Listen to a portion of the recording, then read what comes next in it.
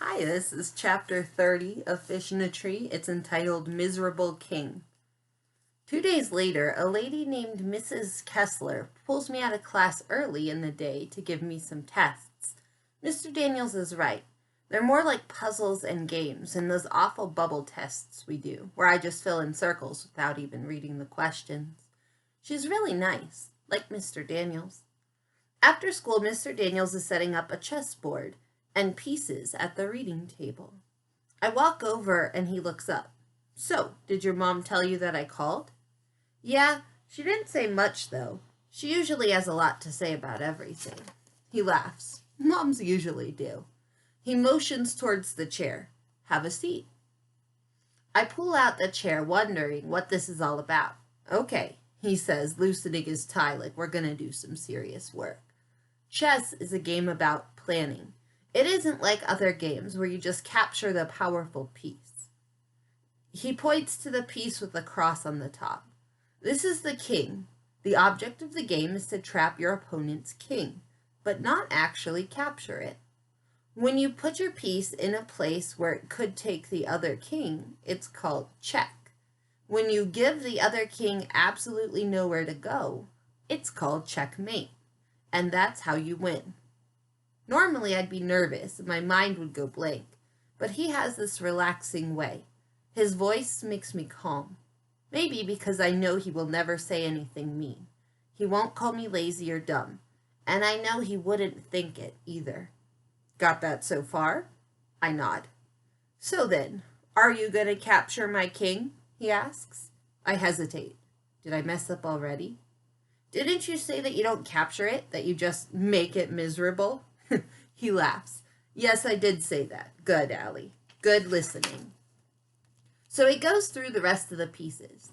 The queen is the most powerful and can travel in a straight line in any direction. There are 8 pawns that when you band them together, they can be strong. Most players take them for granted, though. He tells me that that's a mistake. The rooks look like castles, and they travel in forward and backwards and side-to-side lines across the whole board. The bishops can travel diagonally in straight lines, and the knights can jump in an L shape. The king can only move one spot in any direction. It stinks to be the one with the target on your back and be the one who can't go anywhere. He has made up a sheet with pictures of the pieces and arrows to show how they move. He says it is in case I need to remember.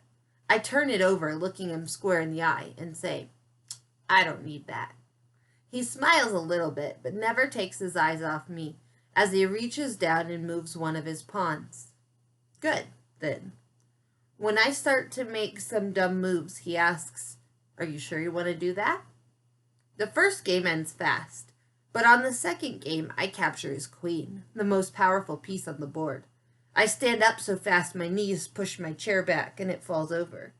I want to ask if he let me do that, but I'm afraid of his answer. He holds up his hand to high-five me. "Well done." And it's so weird. I don't have trouble with this game. I like it. I like planning what I will do to trap his pieces.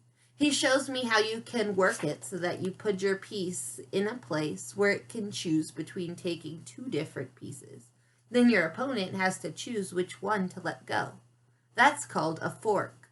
I love the look on his face when I manage one of those and take his bishop. Like it hurts a little, but he likes it too. The longer we play, the better I can see it in my head.